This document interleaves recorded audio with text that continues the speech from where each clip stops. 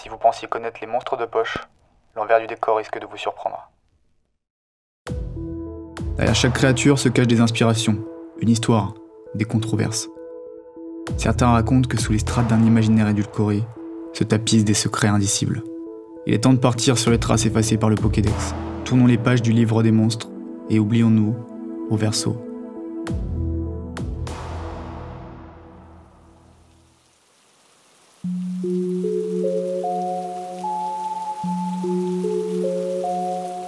Recroquevillé sur un rocher, un salamèche attend son dresseur sous la pluie battante. Le vent hurle et l'orage s'annonce au loin. La créature frissonne, fiévreuse, aux portes de l'inconscience. Au bout de sa queue, une flamme fébrile vacille. Vainement couverte d'une feuille, elle est à 2 doigts de s'éteindre. Dans l'univers des monstres de poche, la flamme sur la queue de Salamèche indique l'énergie vitale de la créature. Plus celle-ci est vive, mieux le Pokémon se porte. Si la flamme vient à s'éteindre, Salamèche rend son dernier souffle. Les symboles autour du feu sont multiples. Si les flammes sèment la mort ou reflètent un désir, elles apportent aussi la lumière et son signe de vie. Toujours en mouvement, le feu renvoie à la transformation perpétuelle de la matière, à la vie qui se consume. Le poète romantique allemand Novalis parle alors de Lebensflamme, la flamme de la vie. Pokémon reprend cette idée au sens propre. Seule question, quel lien entre ce concept de Lebensflamme et un lézard ?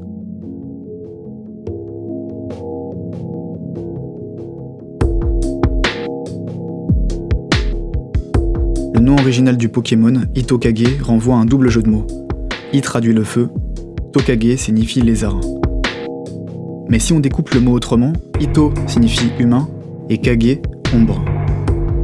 Julien Bardakov nous explique que ce sens caché sous-entend que le lézard de feu peut projeter une ombre sur les murs d'une caverne. Maintenant, si Salamèche renvoie au lézard comme l'avoueront d'ailleurs les développeurs, on peut tenter de définir une espèce précise. Il faut alors s'intéresser à la salamandre, à laquelle les noms français et anglais de Salamèche font référence. Au vu de ses yeux énormes et des couleurs qu'elle peut arborer, l'Ensatina retiendra toute notre attention. Mesurant 3 à 8 cm, cette espèce peuple l'Amérique du Nord. Le problème, c'est que la salamandre vit à proximité des points d'eau, qu'elle sort principalement la nuit et qu'il ne s'agit pas d'un lézard mais d'un amphibien. Alors, pourquoi cette espèce ?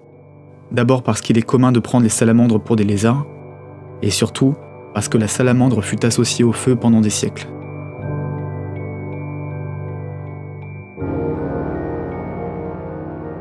Dans l'Antiquité déjà, le philosophe Aristote pensait que la salamandre était capable de supporter la chaleur des flammes. Dans l'histoire naturelle de Pline l'Ancien, plus vieille encyclopédie connue, une description détaillée précise que la salamandre est si froide qu'elle éteint le feu à son contact de la même façon que la glace. Au Moyen-Âge, ces caractéristiques surnaturelles attribuées à la salamandre l'ont reléguée au rang de créature diabolique, inspirant la terreur, provoquant la mort, à l'instar de la grenouille et du crapaud. Alors comment se fait-il qu'Aristote ait le premier défini les salamandres comme des créatures de feu, attribuant à la bestiole des propriétés surnaturelles pour les siècles à venir ? Il y a une explication. Lorsqu'elles hibernent, les salamandres se réfugient dans les failles du bois mort. Quand l'hiver vient et que les bûches sont jetées dans les flammes, les salamandres se réveillent et s'échappent précipitamment, sécrétant le plus souvent une substance laiteuse car elles se sentent menacées. Et c'est de cette image qu'est venue la croyance de leurs propriétés surnaturelles. Depuis, la vérité a bien sûr été rétablie, mais une distinction s'est faite entre l'animal et le mythe, resté ancré dans l'imaginaire. Dans Final Fantasy, on retrouve par exemple des salamandres crachant du feu. C'est aussi le cas dans Harry Potter et ses jeux vidéo dérivés. Quant à Salamèche, le Pokémon prouve que la légende ne s'est jamais éteinte.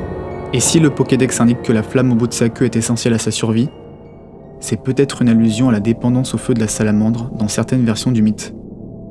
Maintenant, si le Pokémon semble nous avoir livré tous ses secrets, sa conception ouvre la voie à de nouvelles interrogations. Il est temps de retourner en 1995.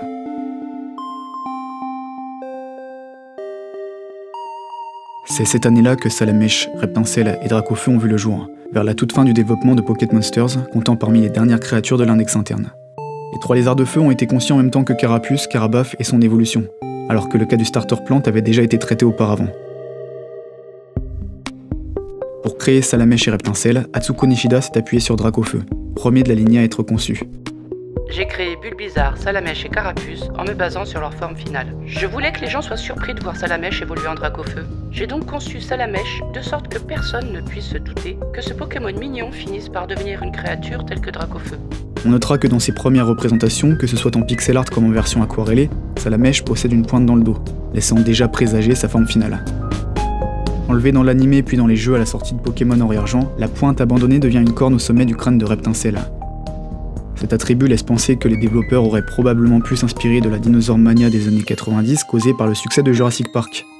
La corne de Reptincelle rappelle fortement celle du Saurolophus, très reconnaissable à sa crête en forme de pic à l'arrière du crâne. Mais la bipédie de Pokémon, les trois serres et griffes de Reptincelle, renvoie surtout au Vélociraptor, un dinosaure prenant plaisir à tuer. Les archives de Kanto soulignent bien la cruauté de Reptincelle, qui ne s'arrête qu'une fois son ennemi terrassé. A noter que le Vélociraptor a la queue rigidifiée par des tendons osseux, utilisant son appendice comme balancier pour lacérer ses ennemis. Reptincelle est très sauvage. En combat, il se sert de ses griffes acérées et de sa queue. Mais ce qu'il faut souligner, c'est la place que prend le Pokémon dans l'anime, étant donné que la créature de Sacha n'apparaît que dans 3 épisodes. Dans ce sens, la série prouve à quel point Reptincelle se cantonne au rôle de Pokémon de transition. Ayant pour nom Lizardo en japonais, Reptincelle n'est plus vraiment une salamandre et pas encore un dragon. Cette identité changeante explique sûrement pourquoi des libertés seront prises quant à son apparence, puisque son design sera retravaillé entre la sortie des jeux et la diffusion de l'anime. Et la vérité, c'est qu'il ne sera pas le seul dans ce cas.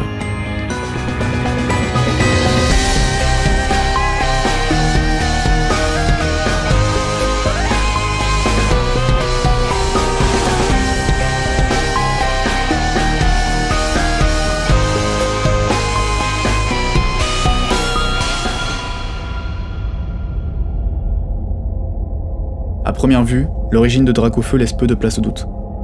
La créature semble s'inspirer du dragon. Mais tout aussi surprenant que cela puisse être, il ne s'agit pas du dragon d'Asie, mais bien du traditionnel dragon européen. Un monstre légendaire aux ailes de chauve-souris, à la queue de saurien et aux membres ornés de griffes. Tenant sûrement son existence des catastrophes naturelles et renvoyant aux forces indomptables de la nature, le dragon a longtemps été symbole de puissance et de vaillance. 2 qualités qu'on retrouve chez Dracofeu, comme le soulignent les archives d'Owen. Il parcourt les cieux en cherchant des adversaires à sa mesure. Il n'attaque pas les plus faibles que lui. Rien d'étonnant alors à ce que les chevaliers aient placé le dragon dans leurs armoiries. Mais cette symbolique s'est mise à changer lorsqu'on a commencé à associer les dragons aux envahisseurs. Saxons, vikings et mongols ornaient les prows et voiles de leurs navires de créatures terrifiantes. Dans la légende arthurienne, on trouve un dragon rouge ressemblant de près à Dracofeu. Assoupi sous les fondations de la forteresse du cruel Vortigern, la bête symbolise la puissance du mal et la fourberie de l'usurpateur. Lors de l'expansion du christianisme au Moyen-Âge, les dragons, alors cités dans le livre de l'Apocalypse, sont devenus les symboles du paganisme, de la barbarie, de la bête maléfique et de Satan. On pense que le souffle de feu des dragons viendrait des représentations médiévales de la bouche de l'enfer, souvent dépeintes comme la gueule d'un monstre. Dracofeu peut fondre la roche de son souffle brûlant. Il est souvent la cause d'énormes incendies.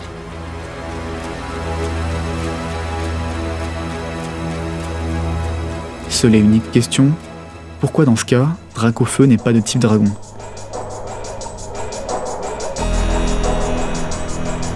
Il semblerait que la créature nous cache quelque chose. Si les sprites des versions rouges, vertes et bleues nous rappellent que Dracofeu porte 2 cornes depuis sa création, on s'aperçoit vite qu'il y a un problème. Conçu en 1995, Dracofeu fut l'un des derniers Pokémon à voir le jour, et son sprite reste d'apparence très approximative. Quand Sugimori s'est occupé de créer des illustrations depuis les sprites, il a doté le starter feu d'une monocorne. Et contrairement à ce qu'on pourrait croire, ce n'est pas qu'une question d'angle de vue. Carte, autocollant, produits dérivés, dans les premières illustrations réalisées par Sugimori ou encore Mitsuhiro Arita, Dracofeu ne possède qu'une seule et unique corne. On peut alors supposer que l'ajout d'une seconde corne, comme on peut le voir dans les jeux ou l'anime, viendrait d'une directive d'une instance supérieure pour que l'icône en devenir de Game Freak soit plus facilement assimilable à un dragon. Ken Sugimori aurait pu se débrouiller pour représenter Dracofeu sous un angle stratégique, afin que la créature conserve une corne unique tout en satisfaisant les directives grâce à la suggestion d'une seconde excroissance. Mais pourquoi vouloir à tout prix conserver cette monocorne? Il est possible que celle-ci appuie le fait que le Pokémon ne s'inspire pas seulement du dragon. Mieux, l'excroissance pourrait venir régler la question du double type intrigant de Dracofeu, à savoir feu et vol. il y a deux façons d'interpréter le nom japonais du Pokémon. D'une part, Lizardon peut se décomposer en Lizard et Dragon. Mais le terme peut être perçu différemment. Si la signification de Lizard ne bouge pas, le suffixe don se retrouve parmi certaines espèces de dinosaures. Et d'un coup, les propos de Bardakov refont surface. Évoquant l'ombre de Salamèche sur les parois d'une grotte, on pense aux peintures rupestres. Reptincelle trouvant ses inspirations à travers le Vélociraptor et le Saurolophus, Dracofeu serait une créature préhistorique ? C'est possible. Le Pokémon pourrait alors tirer parti d'espèces diverses dans l'ordre des ptérosaures, apparus il y a 230 millions d'années pendant le Trias et disparus lors de l'extinction des dinosaures à la fin du Crétacé. Les scientifiques s'accordent sur le fait que ces créatures étaient expertes du vol et qu'elles pouvaient marcher et courir. Parmi les ptérosaures, on peut alors penser au Dimorphodon pour la forme de son crâne et sa queue, mais aussi au Pteranodon qui aurait pu léguer la corne sur sa tête au monstre de Game Freak. On pense que les ptéranodons étaient sexuellement dimorphes et qu'il existait une différence au niveau de la corne entre mâle et femelle. Un point à souligner, dans le sens où les sprites de la bêta de Pokémon Diamant et Perle affichaient un important dimorphisme sexuel entre chaque espèce. Les Dracofeu femelles arboraient ainsi une corne unique, quand les Dracofeu mâles en portaient deux. Au-delà d'un équilibrage de puissance avec les deux autres starters, l'absence du type dragon pour Dracofeu pourrait ainsi s'expliquer du fait que le Pokémon ait d'abord été inspiré par les dinosaures. Un point sur lequel Sugimori aurait pu mettre l'accent, et qui vient aujourd'hui appuyer l'ambivalence de Dracofeu, alors partagée entre dragon et dinosaures. Comme viendront d'ailleurs le confirmer ces méga-évolutions en 2013. C'est à Kalos, région inspirée de la France, que Dracofeu a révélé sa capacité à méga-évoluer pour la première fois.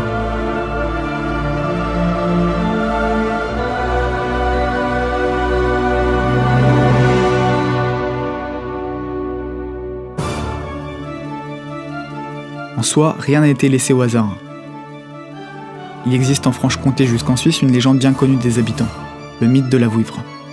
Attesté depuis 1150, le mot « vouivre » renvoie à un terme utilisé en Bretagne pour désigner un serpent ou un dragon.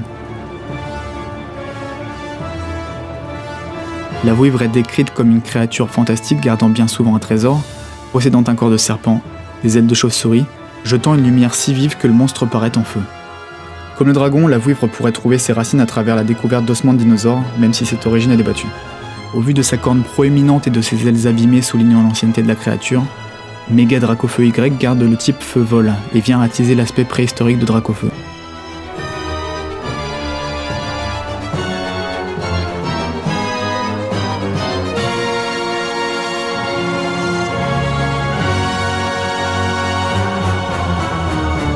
De son côté, Méga Dracofeu X renvoie à une vision plus populaire du dragon européen. En 1697 sortait La Belle au bois dormant, un conte de Charles Perrault repris un siècle plus tard par les frères Grimm.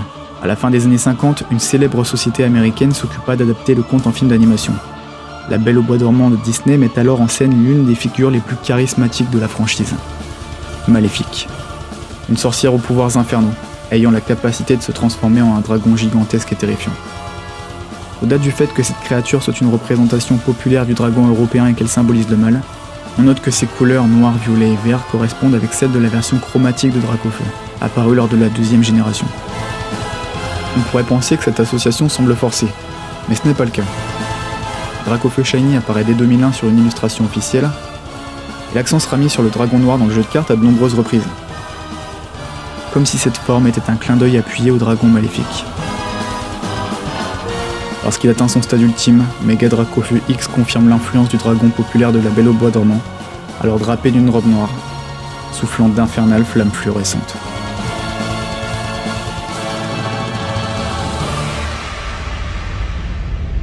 De Salamèche à Dracofeu, on assiste à l'évolution et l'envolée d'un reptile soufflant ses flammes infernales dans les cieux. Il semblerait alors que Dracofeu soit un Pokémon ambivalent, à mi-chemin entre la créature préhistorique et le dragon européen. Quelle interprétation vous semble la plus convaincante? Libre à vous de juger. Au verso. Merci d'avoir regardé cette vidéo. En partenariat avec Stamnos Éditions, on vous propose une gravure artisanale d'un Dracofeu tout droit sorti des enfers, donc pour vous en procurer un exemplaire, vous trouverez les liens dans la description. Si vous avez passé un bon moment, je vous invite à liker et à vous abonner. C'est vrai que je propose jamais trop ça en général pour pas faire le gars relou, mais bon, ça file un coup de main à la chaîne, hein, tu connais. Bref, c'était le second volet de cette trilogie, et le meilleur est à venir.